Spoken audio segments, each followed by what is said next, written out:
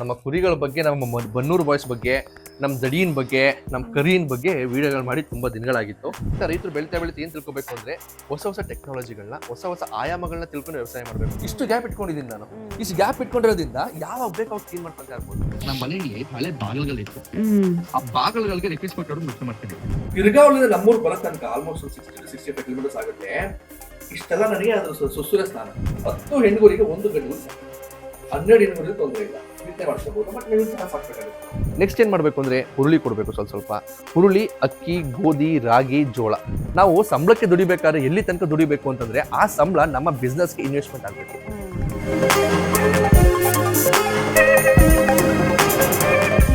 ಎಲ್ರಿಗೂ ನಮಸ್ಕಾರ, welcome to our YouTube channel Mysuru Jodi. ನಮಸ್ಕಾರ. ಏನ್ ಸಮಾಚಾರ ಅಂತಂದ್ರೆ ಇವತ್ತು ನಮ್ಮ ಕುರಿ ಕೊಟ್ಟಿಗೆಯಲ್ಲಿದ್ದೀವಿ. ನಮ್ಮ ಕುರಿಗಳ ಬಗ್ಗೆ, ನಮ್ಮ ಬನ್ನೂರು ಬಾಯ್ಸ್ ಬಗ್ಗೆ, ನಮ್ಮ ದಡಿಯನ್ ಬಗ್ಗೆ, ನಮ್ಮ ಕರಿಯನ್ ಬಗ್ಗೆ ವಿಡಿಯೋಗಳು ಮಾಡಿ ತುಂಬಾ ದಿನಗಳಾಗಿತ್ತು. ಸೊ ಇವತ್ತು ಅಂದ್ರೆ ಒಂದ್ 2-3 DM ಬಂದಿತ್ತು ನನಗೆ ಇನ್ಸ್ಟಾಗ್ರಾಮ್ ಅಲ್ಲಿ. ಅದ್ರ ಮುಖಾಂತರ ಮಾಡ್ತಾ ಇದ್ದೀನಿ. ಈ ಹಿಂದೆನೂ ಕೂಡ ಕುರಿ ಶೆಡ್ ಬಗ್ಗೆ ವಿಡಿಯೋಗಳು ಮಾಡಿದೀನಿ, ನೋಡ್ಬೋದು ನೀವು. ಈ ವಿಡಿಯೋ ಮೇನ್ ಪರ್ಪಸ್ ಏನಂತಂದ್ರೆ ಕುರಿಗಳಲ್ಲಿ ಲಾಭ ಇದೆಯಾ, ಸುಮಾರು ಜನ ಕೇಳ್ತಿದ್ರು ನನಗೆ. ಅದನ್ನ ಇವತ್ತು ನಾನು ತಿಳಿದ ಮಟ್ಟಿಗೆ ನನ್ನ ಅನುಭವದಲ್ಲಿ ಒಂದಷ್ಟು ವಿಷಯನ ತಿಳಿಸ್ತಾ ಹೋಗ್ತೀನಿ. ಏನಂತಾರೆ ಮೇಡಮ್? Okay, let's start. ರೀ, ಹೇಳಪ್ಪ. ನಿನ್ನೆ ಒಂದು ವಿಡಿಯೋ ನೋಡ್ದೆ, ಅವರು ಈ ತರ ಎಲ್ಲ ರ್ಯಾಕ್ ಮಾಡಿಲ್ಲ. ಅಂದ್ರೆ ರ್ಯಾಕ್ ತಾನೇ ಇದು? ಹೌದೌದು, ರ್ಯಾಕ್ ಅಂತ ಕರಿತೀವಿ. ರ್ಯಾಕ್ ಮಾಡಿಲ್ಲ, ನೆಲದ ಮೇಲೆ ಸಾಕಿದ್ದಾರೆ ಕುರಿನ. ಅದಕ್ಕೂ ನಿಮ್ದಕ್ಕೂ ಏನ್ ಡಿಫ್ರೆನ್ಸ್? Good question. ಏನಂದ್ರೆ ನಮ್ ಬನ್ನೂರು ಬಾಯ್ಸ್ ಇದಾರಲ್ಲ, ತಂದಾಗ ಹೆಂಗಿದ್ರು ನೀನ್ ನೋಡಿದ್ಯಾ? ಸಣ್ಣಕ್ಕಿದ್ರು ಅಂದ್ರೆ ಸಣ್ಣಕ್ಕೆ ಚೆನ್ನಾಗಿ ಸಾಕಿರ್ಲಿಲ್ಲ ಅಂತಲ್ಲ, ವಯಸ್ಸು ನೋಡಲಿ, ಅವನು ಉಪ್ನೆಕ್ಕಿದ. ಅದಕ್ಕೆ ವಯಸ್ಸು ಚಿಕ್ಕದಾಗಿತ್ತು, ಮತ್ತೆ ಎಷ್ಟು ಗಲೀಜ್ ಮಾಡ್ಕೊಂಡಿದ್ರು. ಅವರು ಬಲ್ಕಲ್ ಸಾಕ್ತಾರೆ, ಇವ್ರಲ್ಲಿ ತಂದ್ರ ಅವರು ಬಲ್ಕಲ್ ಸಾಕ್ತಾರೆ. ಸೊ ಪರ್ಸನಲ್ ಅಟೆನ್ಷನ್ ಕೊಡಕ್ಕಾಗಲ್ಲ ಈ ತರ. ಫಸ್ಟ್ ಇವ್ ಅಕ್ಕನ್ ನೋಡಿಲಿ ಹೆಂಗೆ ಅಂತಂದ್ರೆ, ಇವ್ರ ಅಣ್ಣ ಇದಾನೆ. ಅಣ್ಣ ಎಲ್ಲ ಇಲ್ಲದ ಅಣ್ಣ, ಕರಿಯಣ್ಣ. ಅಣ್ಣ ನಮ್ಗಳ ಜೊತೆ ಚೆನ್ನಾಗಿ ಒಗ್ಗಿದ್ದಾನೆ. ಅವ್ನು ಒಗ್ಗಿದಾನಲ್ಲ, ನೋಡಿಲಿ. ಇವಳು ನಿನ್ನ ಹತ್ರ ಬರ್ತಾಳ ನೋಡು. ಸೊ ಇವಳು ಕೂಡ ಕೈ ತಿಂಡಿ ರೂಢಿ ಆಗ್ತಾ ಇದ್ದಾಳೆ. ಯಾರೇ ಬಂದ್ರು ನನ್ನ ಮಾತಾಡ್ಸಿ ಅಂತ ಅಟೆನ್ಷನ್ ಗ್ರ್ಯಾಬ್ ಮಾಡ್ತಿದ್ರು. ಸೊ ಅಲ್ಲಿ ಕೆಳಗಡೆ ಮಲಗಿರ್ತಾವಲ್ವಾ, ಅವ್ರೇನ್ ಮಾಡ್ತಾರೆ ಅಂತಂದ್ರೆ ಬಿಟ್ಟು ಮೇಯಿಸ್ತಾರೆ. ಒಂದು 40-50 ಕುರಿ ಇರುತ್ತೆ, ಅದಕ್ಕೆಂತ ಒಬ್ಬ ಡೆಡಿಕೇಟೆಡ್ ಆಗಿರ್ತಾರೆ.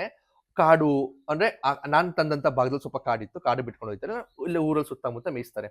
ನಾವು ಆತರ ಮಾಡ್ತಾ ಇಲ್ಲ. ಬಿಕಾಸ್ ನಾವು ಇದೊಂದನ್ನೇ ಮಾಡ್ತಾ ಕೂತಿಲ್ಲ, ಬೇರೆ ಬೇರೆ ಕೆಲಸಗಳು ಇದೆ. ಏನಪ್ಪಾ ಅಂದ್ರೆ ನಾವು ಬೆಳೀತಾ ರೈತರು ಬೆಳೀತಾ ಏನ್ ತಿಳ್ಕೊಬೇಕು ಅಂದ್ರೆ ಹೊಸ ಟೆಕ್ನಾಲಜಿಗಳನ್ನ, ಹೊಸ ಆಯಾಮಗಳನ್ನ ತಿಳ್ಕೊಂಡು ವ್ಯವಸಾಯ ಮಾಡ್ಬೇಕು. ನಾವು ಪ್ರತಿಯೊಬ್ಬರು ಹೇಳೋದು ಅದೇ, ಮಾಡೋ ರೀತಿಲಿ ಮಾಡೋಣ, ಎಲ್ಲ ಸರಿ ಹೋಗುತ್ತೆ. ಕುರಿ ಸಾಕಾಣಿಕೆ ಅಂದ್ರೆ ಇನ್ನೂ ಸುಮಾರು ಜನ ತಲೆಯಲ್ಲಿದೆ, ಒಂದ್ ಕಡೆ ಕಟ್ಟಾಕಿದ್ರೆ ಕುರಿ ಬೆಳೆಯಲ್ಲ, ಕುರಿಗಳು ಓಡಾಡ್ಕೊಂಡ್ ಮೇಯ್ಬೇಕು ಅಂತ. ಸಿಂಪಲ್ ಲಾಜಿಕ್ ಗುರು. ನಾವು ಓಡಾಡ್ಕೊಂಡ್ ಮೇಯ್ರೆ ಸಣ್ಣ, ಓಡಾಡ್ಕೊಂಡ್ ಮೇಯ್ದ್ರಿ ಅಂತಲ್ಲ, ಓಡಾಡ್ಕೊಂಡ್ರೆ ಸಣ್ಣ ಇರ್ತೀವಿ. ಒಂದೇ ಕಡೆ ಕೂತು ತಿಂದ್ರೆ ದಪ್ಪ ಆಗ್ತೀವಿ. ಅಷ್ಟೇ ಲಾಜಿಕ್, ಇನ್ನೇನಿಲ್ಲ ಇದ್ರಲ್ಲಿ. ಅರ್ಥ ಆಯ್ತಲ್ವಾ? ಸೊ ನಮ್ಮ ದಡಿಯ ಇದ್ದಾನೆ ಶಿಷ್ಯ ನೋಡು, ಇಲ್ಲಿ ಅದ. ಅವನು ಇಲ್ಲಿಗೆ ಬಂದು ಆಲ್ಮೋಸ್ಟ್ ಈಗ 3 ವರ್ಷ ಆಯ್ತು, 3-3.5 ವರ್ಷ ಆಯ್ತು. ನಮ್ ದೊಡ್ಡಣ್ಣ ಅವನು ನೋಡು, ಏನ ಶಿಷ್ಯ ಹೆಂಗಿದ್ದಾನೆ ನೋಡಿ ಇವನು. ಅಂದ್ರೆ ಇವನು ಕಂಪ್ಲೀಟ್ ನಮ್ ಮನೆಯವ್ರು ಒಕ್ಕೊಂಡ್ಬಿಟ್ಟಿದ್ದಾನೆ ಈ ತರ. ಇಲ್ಲ, ನಿನ್ಗೂ ಒಪ್ಕೊಂಡಿದ್ದಾನೆ, ನೀನ್ ಎದುರ್ಕೋತಾ ಇದ್ದೆ ಅಷ್ಟೇ ಸ್ವಲ್ಪ. ಈ ತರ ಮೇಲ್ ಮಾಡಿದಾಗ ಪಿಕ್ಕಿ ಹಾಕಿದೆಲ್ಲ ಕೆಳಗಡೆ ಹೋಗುತ್ತಾ, ಯೂರಿನ್ ಕೆಳಗಡೆ ಹೋಗುತ್ತಾ. ನಮ್ಗೆ ಕುರಿಗಳಿಗೆ ಪದೇ ಸ್ನಾನ ಮಾಡಿಸ್ಬೇಕು. ಆಮೇಲೆ ನಮ್ಗೆ ಇಲ್ಲಿ ಮನೆ ಒಳಗಡೆ ಕೆಲವೊಂದು ಕೊಟ್ಟಿಗೆ ಹೋದ್ರೆ ವಾಸನೆ ಬರುತ್ತೆ. ಇಲ್ಲಿ ನಿಂತಿದೀವಿ ನಾವು, ಚೂರು ವಾಸನೆ ಇಲ್ಲ ನಮ್ಗೆ. ಯಾಕೆ ಅಂದ್ರೆ ನಾವು ದಿನಕ್ಕೆ ಒಂದ್ಸಲ 2 ದಿನಕ್ಕೆ ಒಂದ್ಸಲ ಕ್ಲೀನ್ ಮಾಡ್ಕೋತೀವಿ. ಏನ ಕೆಳಗಡೆ ನೋಡಿ, ಇಷ್ಟು ನಾನು ಗ್ಯಾಪ್ ಇಟ್ಟು ನೋಡಿಲಿ, ಹಿಂಗ್ ಬೆಂಡ್ ಆಗ್ಬೋದು. ನಾನು ಇಷ್ಟು ಗ್ಯಾಪ್ ಇಟ್ಕೊಂಡಿದ್ದೀನಿ. ನಾನು ಇಷ್ಟು ಗ್ಯಾಪ್ ಇಟ್ಕೊಂಡಿರೋದ್ರಿಂದ ಯಾವಾಗ ಬೇಕು ಅವಾಗ ಕ್ಲೀನ್ ಮಾಡ್ಕೊಳ್ತಾ ಇರ್ಬೋದು. ಕ್ಲೀನ್ ಮಾಡ್ಕೊಳ್ಳೋ ಸಮಸ್ಯೆ ಆಗಲ್ಲ. ಅದಕ್ಕೋಸ್ಕರ ರ್ಯಾಕ್ ಅಂತ ಕರೀತಾರೆ, ನಮ್ ಕಡೆ ಅಟ್ನೆ ಅಂತ ಕರೀತಾರೆ. ಆ ಅಟ್ನೆ ಮಾಡ್ಕೊಂಡು ನೋಡಿಲಿ ಈ ತರ ಸಾಕೋಬೇಕು, ತುಂಬಾ ಅನುಕೂಲ ಆಯ್ತು. ಕಡೆ ಹೇಳ್ತಾರಲ್ಲ ಸವಾಸ್ ದೋಷ ಅಂತ, ಈ ಮೆಟ್ಲಿಂದ ಹತ್ಕೊಂಡು ಇವಳು ಹೋದ್ಲು, ಅದು ಕಲರ್ ಮ್ಯಾಚ್ ಮಾಡ್ಕೊಬಿಟ್ಟು ಐತೆ. ಅಂದ್ರೆ ಇವಳು ತಂಗಿ ಹಿರಿಯಕ್ಕನ್ ಚಾಳಿ ಮನೆ ಮಂದಿಗೆಲ್ಲ ಅಂತ ಹೇಳ್ತಾರೆ. ಹಂಗೆ ಅವ್ನು ಎಲ್ಲಿ ಹೋಯ್ತಾನೆ, ಏನ್ ಮಾಡ್ತಾನೆ ಮಾಡ್ಬೇಕಿದು ಆತರ. ಸೊ ನೆಕ್ಸ್ಟ್ ಬನ್ನಿ, ಪಾಯಿಂಟ್ ಬನ್ನಿ. ನಾವು ಈಗಾಗ್ಲೇ ಕುರಿ ಶೆಡ್ ಬಗ್ಗೆ ಡೀಟೇಲ್ಡ್ ಆಗಿ ವಿಡಿಯೋ ಮಾಡಿದೀವಿ, ಬಟ್ ಹೊಸ ವ್ಯೂವರ್ಸ್ ಇರ್ಲಿ, ಶಾರ್ಟ್ ಅಂಡ್ ಸ್ವೀಟ್ ಆಗಿ ಕುರಿ ಶೆಡ್ ಬಗ್ಗೆ ಒಂದ್ ಮಾಹಿತಿ ಕೊಡಿ. ಏನಪ್ಪಾ ಅಂತಂದ್ರೆ, ನಾನು ಪ್ರತಿಯೊಬ್ಬರು ಹೇಳೋದೇ, ಯಾವ್ದೇ ಕಾರಣಕ್ಕೂ ತುಂಬಾ ಇನ್ವೆಸ್ಟ್ ಮಾಡಿ ಕೈ ಸುಟ್ಕೊಳ್ಳೋದಕ್ಕೆ ಹೋಗ್ಬಾರ್ದು. 2 ಕುರಿ ತಗೊಂಡ್ಬನ್ನಿ, 2 ಕುರಿ ತಂದು ಅದು ಫಸ್ಟ್ ಸಾಕೋಣ. ಸಾಕಿ ಇಲ್ಲಪ್ಪ ನಾನು ಮಾಡಬಲ್ಲೆ ಅಂತಂದಾಗ ಮುಂದಕ್ಕೆ ಹೋಗ್ಬೇಕು. ಸೊ ಯಾರೋ ಮಾಡ್ತಾರೆ ಗುರು, ದುಡ್ಡಿಟ್ಟಿರ್ತಾರೆ. ದುಡ್ಡು ಇಟ್ಕೊಂಡ್ಬಂದು ಇನ್ವೆಸ್ಟ್ ಮಾಡಿದ್ರೆ ಜಾಗ ಬೇಕಾಗಿರುತ್ತೆ. ಎಷ್ಟೋ ಕೋಟಿ ಜಮೀನ್ ತಗೊಂತಾರೆ, ಕೋಟಿ ಲಕ್ಷ ಇನ್ವೆಸ್ಟ್ ಮಾಡಿ ಒಂದು ಕುರಿ ಶೆಡ್ ಮಾಡ್ತಾರೆ, ಹೈಟೆಕ್ ಆಗಿ ಮಾಡ್ತೀನಿ ಅಂತ ಹೋಗ್ತಾರೆ. ಅವ್ರುಗಳು ನೋಡಿ ನಾವು ರೈತರು ಮರಳಾಗ್ಬಾರ್ದು. ನಮ್ಮ ಏನಂತೀವಿ ನಮ್ಮ ಅನುಕೂಲಕ್ಕೆ ತಕ್ಕಂತೆ ನಮ್ಮ ಸಮರ್ಥತೆಗೆ ತಕ್ಕಂತೆ ಮಾಡ್ಬೇಕಾಗತ್ತೆ. ನಾನು ಕುರಿ ಶೆಡ್ ಮಾಡೋದು 20-30 ಮಾಡ್ಕೊಂಡಿದ್ದೀನಿ. ಇನ್ನು ದೊಡ್ಡ ಪ್ರಮಾಣದಲ್ಲಿ ಮಾಡ್ಬೇಕು ಈಗ ನಾನು. ಬಟ್ ನನಗೊಂದು ಅನುಭವ ಬೇಕಿತ್ತಲ್ಲ, ಸೊ ನಾನು ಇದನ್ನ ಸಕ್ಸಸ್ ಕಂಡಿದ್ದೀನಿ, ಅದೇ ನಿಮ್ಗೆ ಹೇಳ್ತಾ ಇದ್ದೀನಿ. ಸೊ ನೋಡಿದ್ರೆ ಇಲ್ಲಿ ನನಗೆ ಮೊದಲು ಇಲ್ಲೊಂದು ಪಂಪ್ಸೆಟ್ ಮನೆ ಇತ್ತು ನನಗೆ. ನಾವು ಮೊದಲು ಕೂಡ ನಾನು ಅಪ್ಪ ಅಮ್ಮ ನಮ್ಮ ತೋಟಕ್ಕೆ ಬಂದಾಗ ಅಂದ್ರೆ ಕುಟುಂಬ ಬೇರೆ ಆಗಿ ಇಲ್ಲಿ ನನ್ನ ತನಕ ಇಷ್ಟು ಅಷ್ಟೇ, ನಮ್ಗೆ ಇಲ್ಲಿ ತನಕ ಇತ್ತು, ಇಲ್ಲಿ ಜೀವನ ಮಾಡ್ತಿದ್ವಿ. ಇಷ್ಟೇ ಹೈಟ್ ಇದ್ದಿದ್ದು ನೋಡಿ, ಆ ಸೀಟಿನ ಗ್ಯಾಪ್ ಇದೆಯಲ್ಲ ಅಷ್ಟೇ ಹೈಟ್ ಇದ್ದಿದ್ದು. ಸೊ ಈಗ ನಾವು ಇದನ್ನ ಎಕ್ಸ್ಟೆಂಡ್ ಮಾಡ್ಕೊಂಡ್ವಿ. ಎಕ್ಸ್ಟೆಂಡ್ ಮಾಡ್ಕೊಂಡು ಒಂದು ಮುಖ ಗೋಡೆ ಎಲ್ಲ ಆಯ್ತು, 3 ಮುಖ ಹಿಂಗ್ ಮಾಡ್ಕೊಂಡಿದ್ದೀನಿ.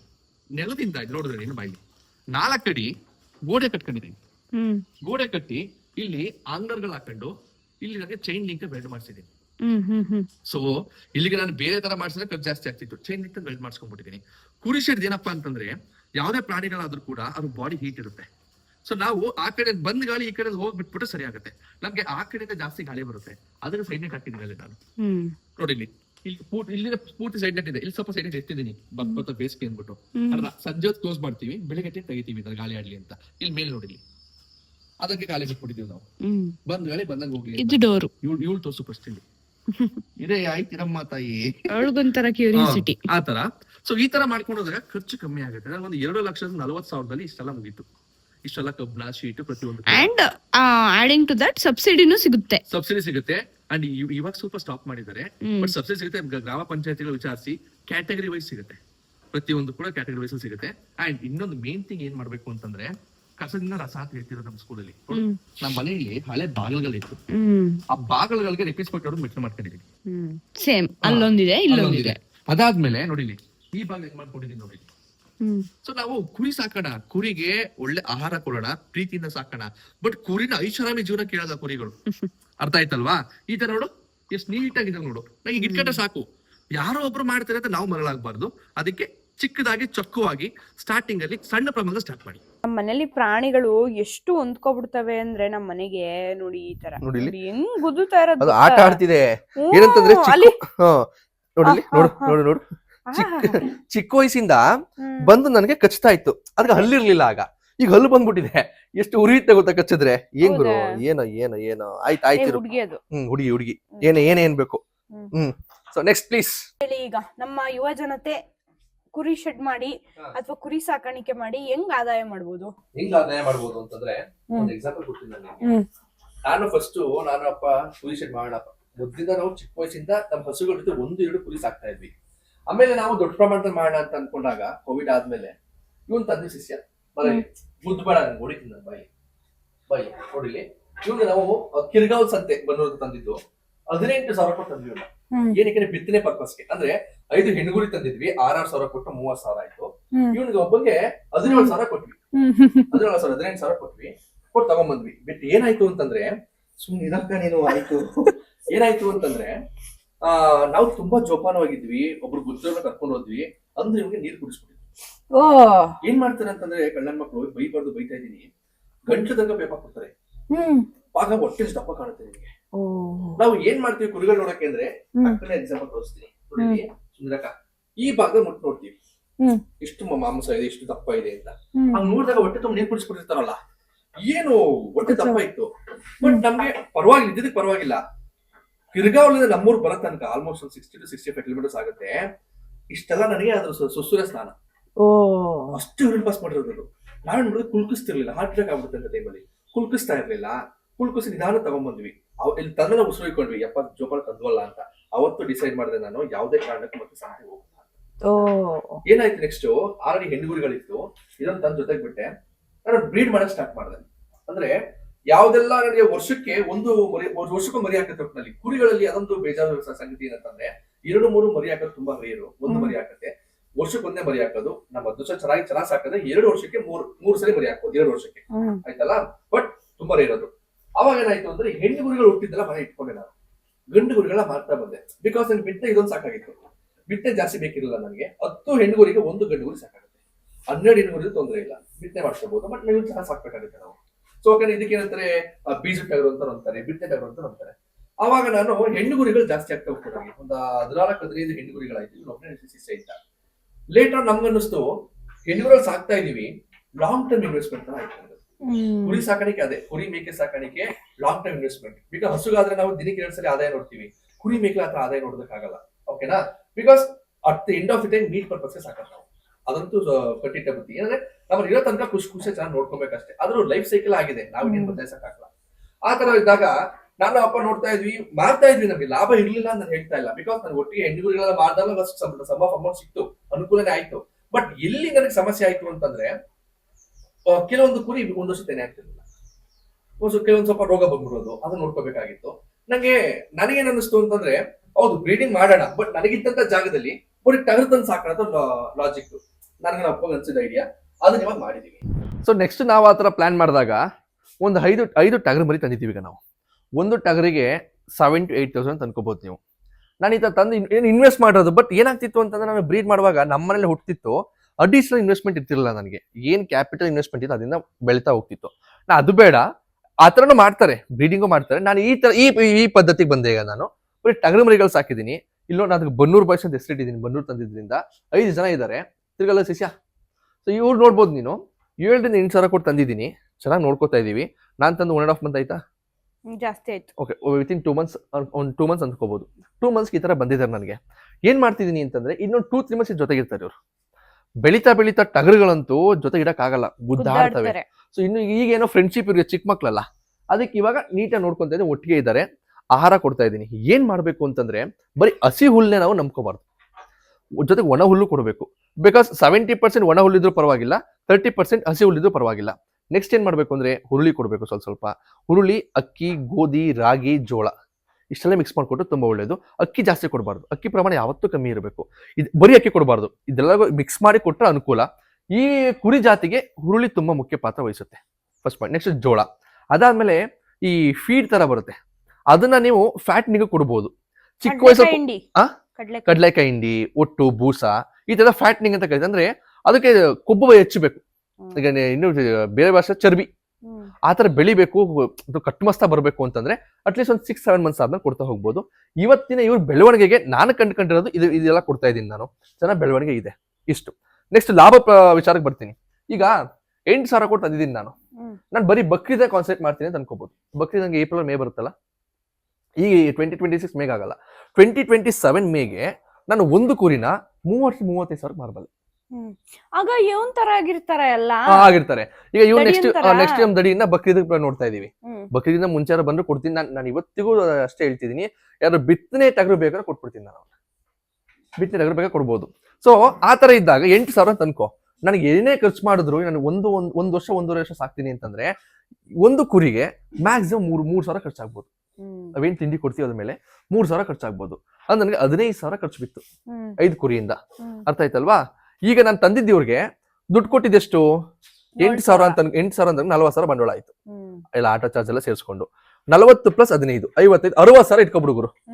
60,000 ಲಾಭ ಇಟ್ಕೋ ಖರ್ಚು. ನೆಕ್ಸ್ಟ್ ನಾನು ಒಂದು ಕುರಿನ ಆನ್ ಅನ್ ಆವರೇಜ್ 30,000 ಮಾರ್ತೀನಿ ಅಂತಂದ್ರೆ ನನಗೆ 1.5 ಲಕ್ಷ ಆಯ್ತು. ಅಂದ್ರೆ ನನಗೆ 90,000 ಲಾಭ ಬಂತು. ಅಂದ್ರೆ ಒಂದು ಕುರಿಗೆ ಆಲ್ಮೋಸ್ಟ್ 15,000 ಲಾಭ ಸಿಕ್ತಂಗೆ ಆಯ್ತು ನನಗೆ, ಅಲ್ವಾ? 16,000 ಲಾಭ ಸಿಕ್ತಂಗೆ ಆಯ್ತು. ಈ ತರ ಮಾಡ್ಬೋದು. ಇದನ್ನೇ ದೊಡ್ಡ ಪ್ರಮಾಣದಲ್ಲಿ ಮಾಡೋದು ದಯವಿಟ್ಟು ಮಾಡಿ, ಒಳ್ಳೇದು. ಬಟ್ ಸಣ್ಣದಿಂದ ಸ್ಟಾರ್ಟ್ ಮಾಡ್ಬೇಕು. ಏನೋ ಎಕ್ಸ್ಪೀರಿಯನ್ಸ್ ಹೌದು. ಈಗ ಅದನ್ನೇ ತಾನೇ ಹೇಳೋದು. ಈಗ ಒಂದೇ ಸಲ MBBS, ಇಂಜಿನಿಯರಿಂಗು, CA ಅಂತ ಸೇರ್ಸಲ್ವಲ್ಲ. ಚಿಕ್ಕ ವಯಸ್ಸಿಂದ ನನ್ನ ಮಗನೇ ಫಸ್ಟ್ ಇದನ್ನ ಓದ್ಕೊಂಡು ಹೋಗು, 10th ಪಾಸ್ ಮಾಡು, PUC ಪಾಸ್ ಮಾಡು, ಇದು ಮಾಡೋದು ಮಾಡ್ತೀಯಾ ಅಂತ. ಅದೇ ತರ ನಾವು ಕಲ್ತ್ಕೋಬೇಕಷ್ಟೇ. ಸೊ ಇದು ಲಾಜಿಕ್. ನಾನು ತಿಳ್ಕೊಂಡಿರೋದು 30,000 ಅಂದಲ್ಲ, 35,000-40,000 ಮಾರ್ಬೋದು. ನಾವು ಮಾಡ್ದಂಗದು, ನಾವು ಬೆಳೆಸ್ದಂಗ ಅದನ್ನ.